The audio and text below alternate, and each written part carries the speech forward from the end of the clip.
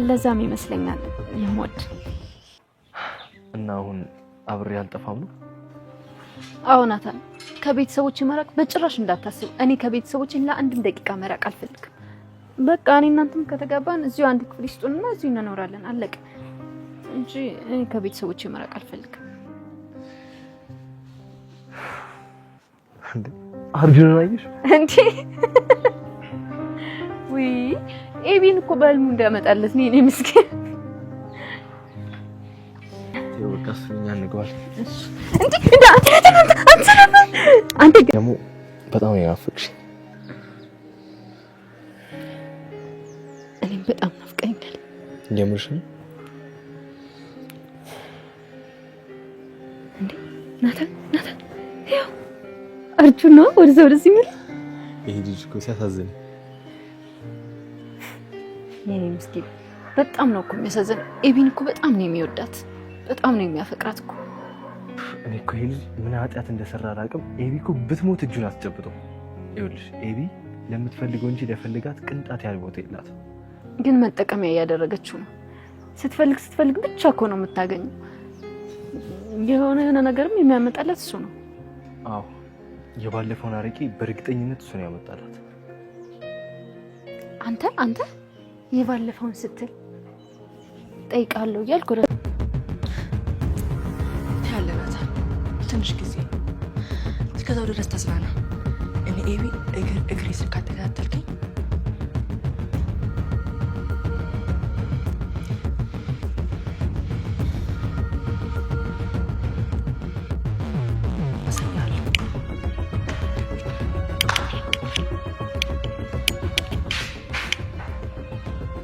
ለዛም ይመስለኛል የሞት እና አሁን ሰላም ውዴ ቻናሌ ቤተሰቦች እንዴት ናችሁልኝ? እንኳን ወደ ሰብለ ዩቲዩብ በሰላም መጣችሁ። ደህና ናችሁ ወይ? እንግዲህ ዳጣ ድራማ አሁን ላይ እውነታዎች ቀስ በቀስ እየወጡ ይገኛሉ።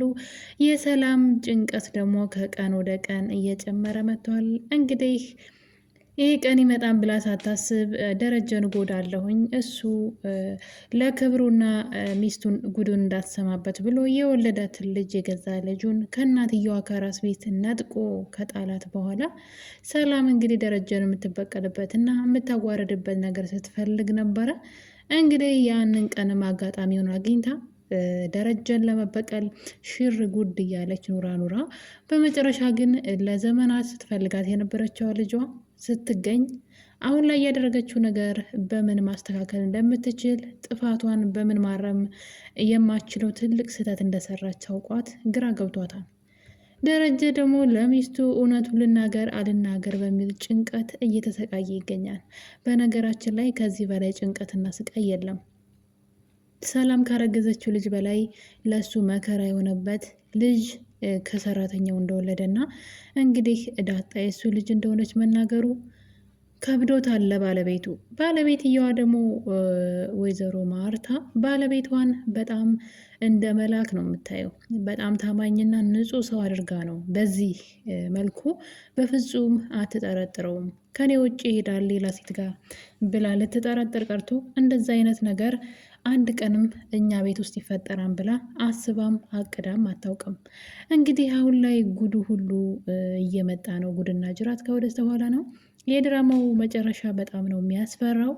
በመልካም ነገር ያልቃሉ ይህ ድራማ። ምክንያቱም ማርታ በጣም ተጎጂ ናት። በጣም በተደጋጋሚ የተጎዳች ሰው ናት፣ በሁለት ሰዎች ማለት ነው። እና እንግዲህ ማርታ ይህን ነገር በይቅርታ ታልፋለች ወይ? ይቅርታ ታደርጋለች ወይ? እንደዚ አይነት ነገር ተሰርቶባት ማለት በጣም ብዙ በደል ነው። አንድ በደል ብቻ አይደለም። በገዛ ቤቷ ውስጥ በገዛ ሰራተኛዋ በገዛ ባሏ አስቡት።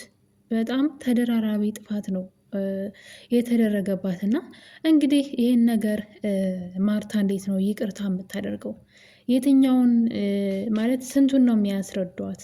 ትንሽ ያስፈራል። መጨረሻው ምን ሊሆን ይችላል? ማርታ ምን ውሳኔ ልትወስን ትችላለች የሚለው ነገር እንግዲህ አስፈሪ እየሆነ መጥቷል። እኔ በጣም ነው ለነሱ እየተጨነኩ ያለሁት ማለት ነው።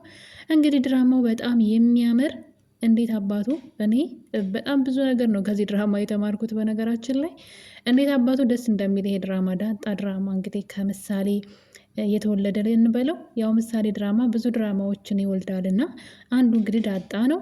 እና እንግዲህ ዳጣ ድራማ ከዋናው ድራማ በላይ በጣም አጓጊ እና በጣም አስተማሪ ገራሚ ነው።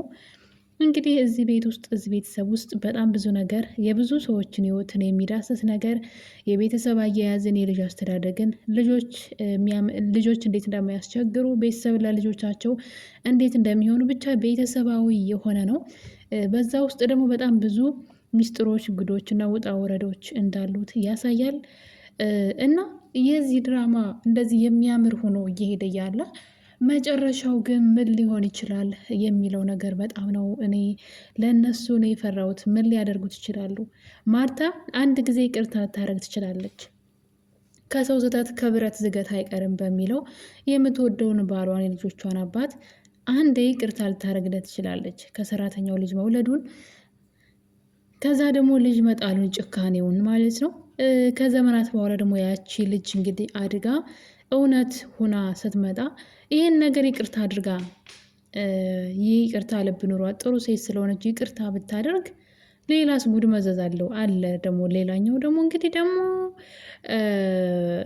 እስከ መቼም እሷ ላይ ደብቀው ብትል እንኳን አብጊል እያለች ተደብቀው የማይቀረው ሰላም ያረገዘችው ልጅ አባት ነው።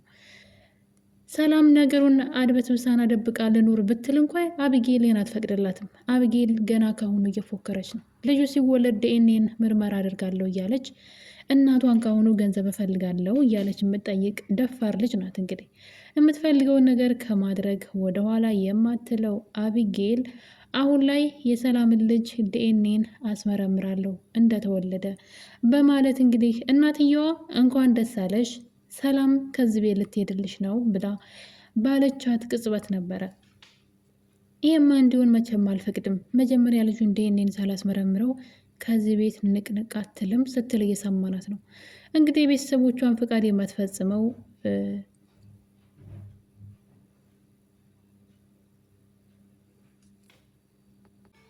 ማድረግ የምትፈልገውን ነገር በራሷ በጉልበቷ ብቻ ማድረግ የምትሻው አቢጌል አሁንም እየፎከረች ትገኛለች ማለት ነው።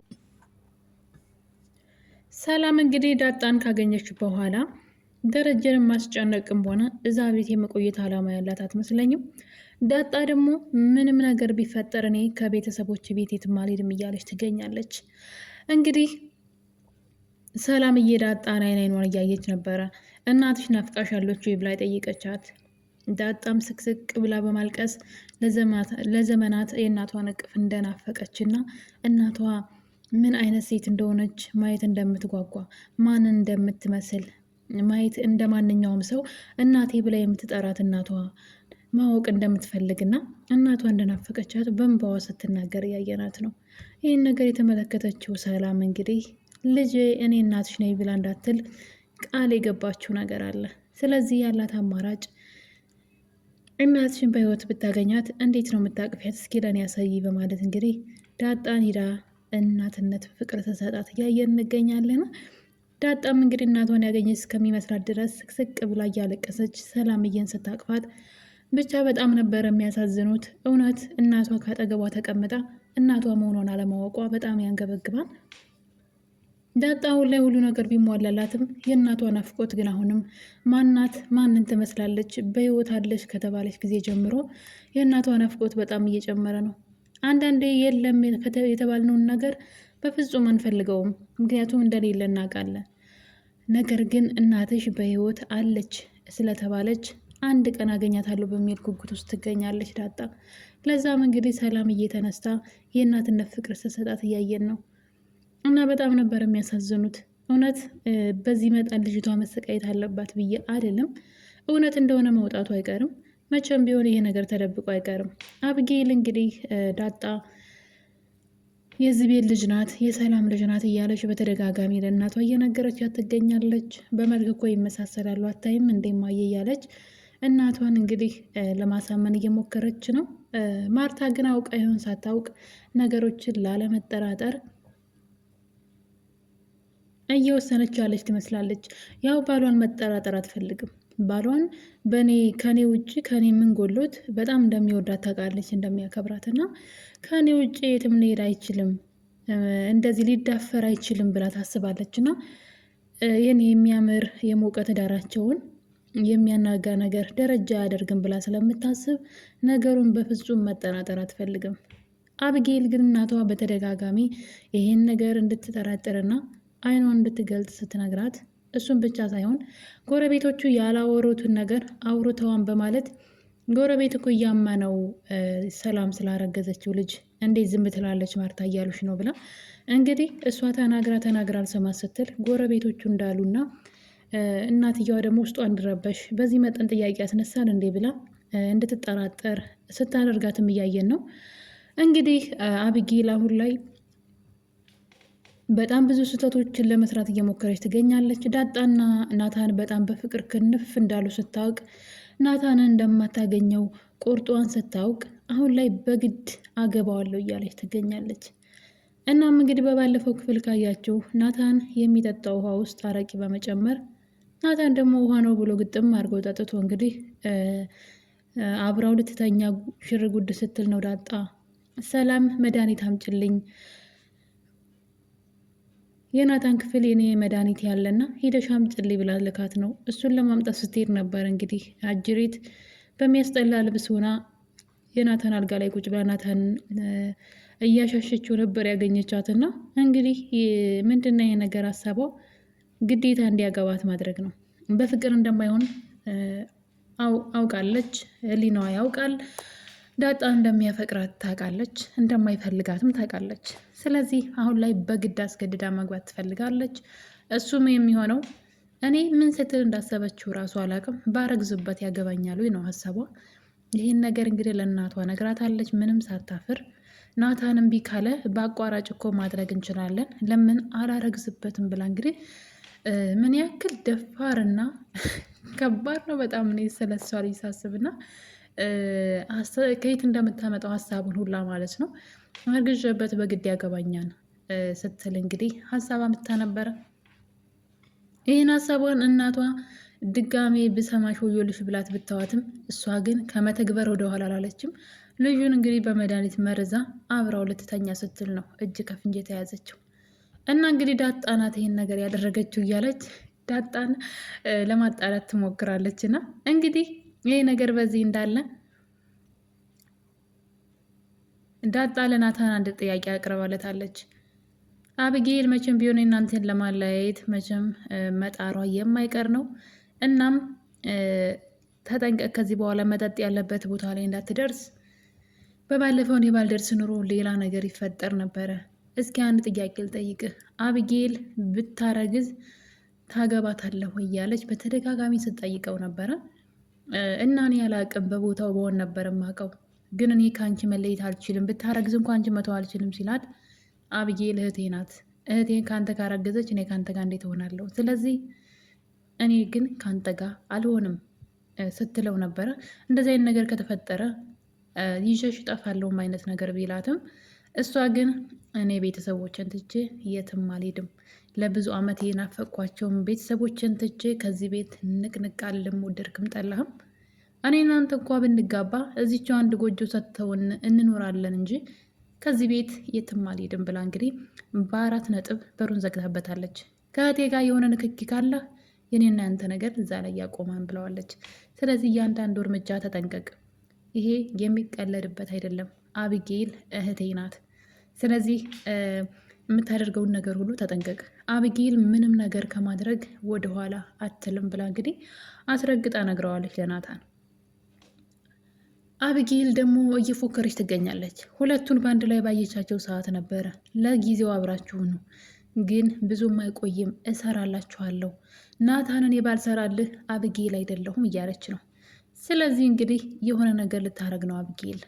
ናታንን ለእሷ ለማድረግ ምንም ነገር ከማድረግ ወደኋላ የማትለው አብጌል ለናታን የሆነ ተንኮል የጠነሰሰችለት ይመስለኛል። አርጁን የሚባለውን አፍቃሪዋን ተጠቅማ እንግዲህ አሁንም ሌላ ተንኮል መስራቷን ልትቀጥል ነው። ቢሳካላትም ባይሳካላትም በእርግጥ እስካሁን ድረስ ያደረገቻቸው ነገሮች ሁሉ አንዱም አልተሳካላትም። ውሸቷ ሲጋለጥ ነው እያየን ያለ ነው። አሁንም ያን ውሸቷን ልትቀጥልበት ትፈልጋለች። ደረጀ እንግዲህ ማርታን ሰላም እኔ አክስቴ ጋር ሄጄ ነው የምወልደው እዚህ አልወልድም ብላ ተናግራለች። በዚህም የተነሳ እንግዲህ ደረጀ አንቺ መልካም ሴት ነሽ እያለ እንግዲህ ሚስቱን ሲያሞጋግሳት ነበረ። ማርታ ነገሩ ሁሉ ግራ ገብቷታል። የሆነ የደበቃት ነገር እንዳለም ገብቷታል። ነገር ግን እናውራበትና እንፍታው ስትል እየሰማናት ነው።